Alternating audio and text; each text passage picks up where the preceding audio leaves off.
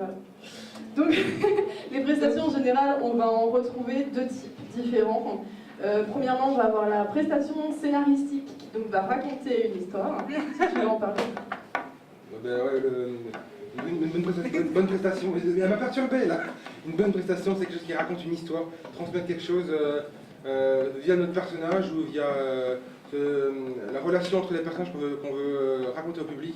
Et ce qu'il faut aussi garder en tête, c'est que le public n'est pas fait dans notre tête, donc il ne peut pas comprendre nos délires, ce qu'on partage avec nos amis, et il faut raconter quelque chose que tout le monde puisse comprendre. Genre si on met des petites phrases, des trucs que seuls nous puissions comprendre, le public va forcément réagir comme on l'attend, et donc du coup pas forcément le rendu qu'on souhaite. Il faut que ce soit compréhensible par tout le monde. Ouais. C'est ça. On ne connaît pas forcément tout ça. D'ailleurs, c'est impossible de connaître tous les univers de tout, voilà. Et c'est impossible. Mais du coup, dans la prestation scénaristique, c'est surtout voilà, raconter une histoire. On va pouvoir soit enregistrer peut-être sa voix en amont, qu'on va pouvoir mettre sur un montage audio et faire du playback sur scène. On va aussi pouvoir réutiliser des passages de films, de jeux vidéo, des bandes annonces, et ensuite les remettre en mise en scène en mise en scène quoi. Et donc voilà pour la prestation scénaristique. Et ensuite la prestation artistique, ça va être toutes les prestations qui vont être prestations dansées, prestations chantées, prestations, je sais pas, gymnastique artistique. C'est aussi le moment où si vous avez, je sais pas si vous faites de la danse depuis que vous êtes toute petite et que vous adorez ça, c'est le moment aussi de le coupler avec le cosplay. Enfin, tout ce genre de passion artistique. Ça permet de joindre plusieurs passions différentes. Exactement. Next. Du coup, si jamais on vous a... Alors, tout à l'heure, sans vouloir nous mentir, on vous a déjà donné envie de vous mettre au cosplay. Maintenant, on a déjà envie de vous mettre au concours. On l'espère en vrai, mais voilà. Du coup, quelques astuces pour les concours. Donc, on l'a rappelé tout à l'heure, ne pas négliger la prestation, c'est 50% de la note. C'est quand même énorme, c'est la moitié de votre note. Concrètement, on dit en général que vous devez passer autant de temps sur la conception de votre costume que sur votre prestation. Ça peut être long. Oui. T'imagines si j'avais passé 200 heures sur ma prestation. J'aurais fait, genre en fait, j'aurais reproduit la série quoi. C'est vraiment, la prestation n'est absolument pas négligée, elle prend du temps aussi. Ça sert à rien de vous dire je ferai ma prestation à la dernière minute, de toute façon ça prend pas longtemps. Non, c'est pas vrai. Et entraînez-vous plein de fois. En fait, plus vous allez vous entraîner, plus vous allez la connaître, plus vous allez la faire de manière automatique et moins vous allez stresser le jour J puisque ce sera presque naturel de la faire au final. Donc entraînez-vous, mais faites pour le coup un bourrage de crâne, mais vraiment après vous vous sentirez plus à l'aise en fait. Du coup, on a parlé tout à l'heure aussi, faire en sorte qu'elle soit comprise par toutes. On n'a pas la science infuse. Peut-être qu'il y a des gens qui ne connaissent pas Ursula, peut-être qu'il y a des gens qui ne connaissent pas. Des fois, moi, ça m'est déjà arrivé de... j'ai déjà fait un cosplay d'un personnage d'un jeu vidéo qui s'appelle Summoner's War. C'est absolument pas connu, pas bien développé en Europe. Personne ne connaissait. Et je suis sur scène et je dois faire une connexion avec le public qui ne sait absolument pas qui je suis. C'est très compliqué, mais il faut prendre en tête que toutes les personnes qui sont devant nous ne vous connaissent pas. Donc quand vous faites des références à des univers, il faut que ce soit compréhensible, non seulement par tous ceux qui ne connaissent pas, mais aussi par tout âge, parce que dans la salle, lors d'un concours cosplay, il y a autant des jeunes que des grands, il y a de toutes les générations, donc tout le monde doit pouvoir comprendre votre prestation. J'ai plus mes anti-sèches. Ça vient. Oui, ça rejoint aussi du coup le fait de ne pas négliger la prestation. Il faut que le son soit de qualité. Si vous faites un enregistrement, bannissez les microphones de type téléphone pour enregistrer vos prestations. Le son ne sera absolument pas bon. Privilégiez plutôt tout ce qui est casque de gaming ou microphone. Alors, franchement, un microphone, un casque micro Logitech sur internet en premier prix, ça coûte 10 €. Ce n'est absolument pas, c'est absolument accessible et ça sera toujours mieux que votre iPhone avec tout le bruit ambiant et avec maman qui vous appelle derrière pour manger. Le risque en fait c'est de gâcher tout le travail qu'elle a fait derrière en fait. C'est ça. Du coup, alors là c'est plus un conseil pour quand vous êtes sur scène. Sur scène, il y a des gens qui vont être super loin, il y a des gens qui vont être super près. Et surtout, vous devez créer une connexion, donc ils doivent comprendre ce que vous faites sur scène. Si on ne comprend pas votre presta, bah ça... Aussi bien auditif que visuel. C'est ça. Donc, c'est comme au théâtre, la prestation scénique du cosplay, c'est du théâtre, il faut tout exagérer. Vous voyez un avion dans le ciel, vous n'allez pas faire « Oh, je vois un avion dans le ciel ». Non. Waouh, je vois un avion dans le ciel. Ça a l'air ridicule comme ça, j'ai l'air ridicule, je le sais. Mais Surtout en sur scène, je vois un poisson dans le ciel. Mais ça a l'air ridicule, mais c'est vrai. Et c'est comme ça que vous allez non seulement emporter les gens dans votre presta, mais qu'ils vont la comprendre. Et c'est pareil, quand vous enregistrez, on en revient au micro, etc. Articuler, même si encore une fois vous avez l'air ridicule, ça passera. Franchement, ça passera. Faut faire comme si vous parliez à votre grand-mère qui comprend rien du tout en fait. Faut Pareil, parler doucement et fort. Parce que je parle de l'expression corporelle, mais ça va aussi pour le visage, voilà. Merci de me soutenir, vraiment. Non, mais là c'est épique quand même. Hein. Je me sens triste. Tu m'as pas fait tout à l'heure. Mais c'est comme ça qu'il faut le faire. Il faut que tout le monde puisse voir, qu'il soit loin, qu'il soit près, qu'il puisse comprendre en fait. Voilà, maintenant j'arrête mes mimiques débiles.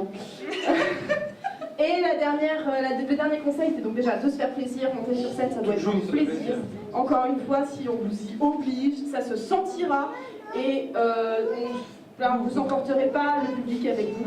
Et vous ferez pas plaisir. L'autre conseil, c'est vrai que ça a l'air simple sur le papier, mais stressé, ça ne sert à rien. Je sais que ça a l'air facile. Et on dit ça, nous-mêmes, qu'on a l'habitude, on stresse à chaque fois. Ouais, bon, On a fait une mousse là. Non mais voilà, c'est facile à dire comme ça, mais les jurys qui sont pas là pour vous défoncer.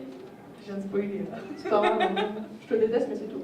Le jury n'est pas là pour vous démonter, le public il n'est pas là pour vous démonter, les autres participants au concours ils stressent autant que vous, quoi. Donc ils sont pas là pour vous démonter non plus. Il n'y a personne qui sera là pour vous juger. Si, le jury, mais... Mais en même temps, ce sera un jugement sur des critères en fait. Ce ne sera pas un jugement en disant c'est moche. Enfin, Voilà, jamais. c'est constructif comme jugement. C'est ça, c'est vraiment. Généralement, nous quand on regarde les costumes et tout, on va pas dire ça c'est moche, t'es raté. Non, jamais de la vie. C'est aussi là que les concours cosplay sont très très bien quand on commence. Moi j'ai commencé les concours cosplay très vite après m'être mis en cosplay. C'est que les jurys sont là aussi comme source de conseils. Et ils vont vous dire ok, ça c'était pas bien sur ton costume, c'est pour ça que t'as perdu des points, mais la prochaine fois, pense à le faire comme ça. Et moi j'ai beaucoup progressé comme ça, quoi. Donc c'est aussi un challenge et se confronter à un concours, ça peut nous aider beaucoup à progresser. Et du coup, je vais pas dire slide suivante parce qu'elle est déjà là. Ça peut nous aider en fait, de passer à faire un concours, à nous auto-évaluer et à nous améliorer comme elle disait. Mais du coup, je voulais dire, je vais pas perturber, mais du coup, voilà. Ça va être donné un peu bientôt. Non, mais même le fait que la slide suivante soit passée, c'est pas bon. Bref, quelle surprise, nous allons parler d'une association. Ah bon? Donc en fait, nous faisons... Est-ce que tu prends la parole sur l'association? Je sais que tu es membre fondatrice. Le texte est peut-être mieux pour toi, oui. Voilà. Du coup, on a créé il y a à peu près 2 ans une page qui s'appelait Cosplayer de France sur Facebook. On est 4 administratrices qui se sont rajoutées au fur et à mesure. Et au bout d'un moment, on a dépassé les 2000 abonnés sur la page et on s'est dit, si on allait faire un peu de concret et qu'on arrêtait de faire juste du virtuel en partageant, c'est bien hein, de partager et tout sur Facebook, mais on avait envie de passer sur du concret. Du coup, on a décidé de monter l'association Cosplayer de France. Donc l'association Cosplayer de France, elle a démarré à peu près dans les coins de Nancy. On était donc 4. Et on a rapidement des gens qui nous ont rejoints, on était une petite dizaine, même une petite vingtaine à CNU l'année dernière. C'est une association qui a à peu près un peu plus d'1 an maintenant. Et à CNU l'année dernière, ça a été un peu l'explosion des adhérents. On est passé de 20 adhérents à 40 en une convention. On a doublé nos effectifs. Donc là, on s'est dit, ah ouais, quand même. On a commencé à avoir des Alsaciens, des Lorrains, et on s'est dit, ouais, par contre, on s'appelle l'association Cosplayer de France. Ce serait peut-être bien à un moment donné, ouais, je vais pas loin, c'est pas grave. Ce serait bien à un moment donné peut-être de créer des antennes, enfin voilà. Donc, je vais peut-être repasser juste sur en quoi consiste-t-elle pour faire l'ordre. En quoi consiste-t-elle? On se réunit, enfin on essaie de se réunir et de partager notre passion du cosplay. On se réunit notamment sur des stands en convention, on sera à CNU la semaine prochaine pour ceux qui seront présents. On essaie de faire des ateliers. On est une association à l'heure actuelle qui compte à peu près 60 membres. On a tous des atouts, on a tous des choses qu'on sait faire, on a tous des choses qu'on ne sait pas faire. Tous. On a de tout niveau, des gens qui commencent, des gens qui ont déjà fait des concours européens, enfin, on a vraiment de tout niveau. Et donc chacun apprend de l'autre, on essaie de faire des ateliers, je sais pas, choisir un tissu par rapport à l'image, apprendre à se servir, savoir poser sur une photo, apprendre à se servir d'une machine à coudre, comme apprendre à broder. Enfin, on a différents ateliers qu'on propose, du maquillage, enfin voilà. On essaie vraiment de partager nos connaissances pour à un moment donné que chacun apprenne de l'autre. Et on fait aussi des shootings photos sur certains thèmes, voilà. Donc effectivement, quand on a commencé à se développer, on s'est dit il serait intéressant de monter des antennes. Donc on a créé l'antenne Lorraine, l'antenne Alsace et l'antenne Champagne-Ardenne nous a rejoint au mois de janvier officiellement, enfin oui, début janvier.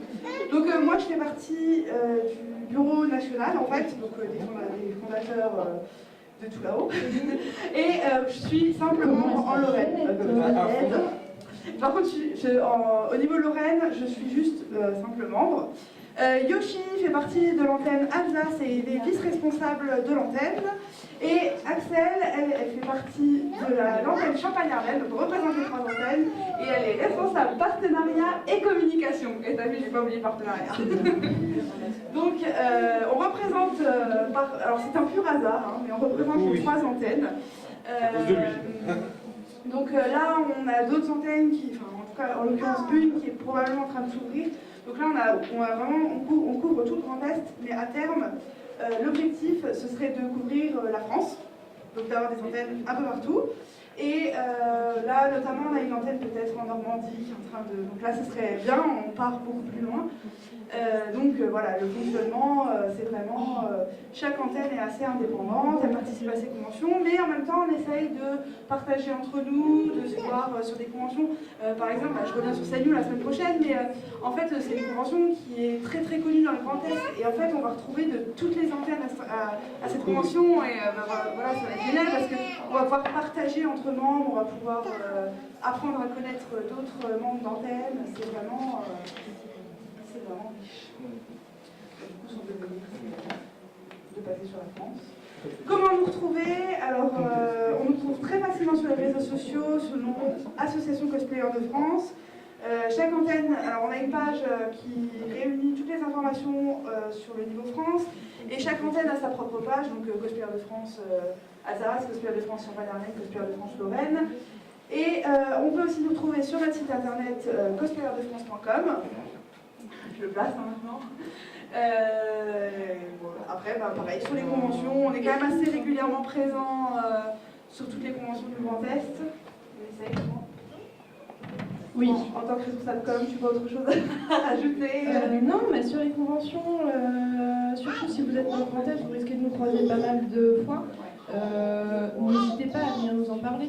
Si jamais vous avez un projet cosplay, même si dans votre profession, je ne sais pas, vous travaillez pour un cinéma, vous avez besoin de cosplayers pour animer une avant-première ou un truc dans le genre, n'hésitez pas à nous en parler.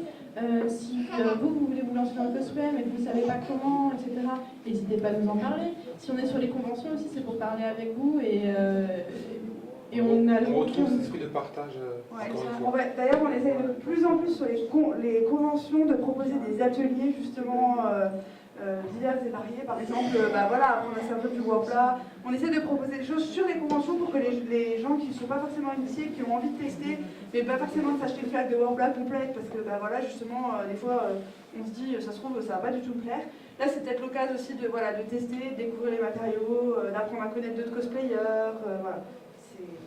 Sans vouloir vraiment, parce que je suis dedans, gonfler l'image de Cosplayers de France. On est quand même une association assez familiale, assez sympa, on tisse pas mal de liens entre nous. Je ne vais pas dire qu'on est une association de gentils, mais c'est vrai, on est gentils. Donc surtout, n'hésitez pas à venir nous parler. On sera toujours très très ouvert et on sera toujours très disponible pour parler avec vous de tout ça. Voilà.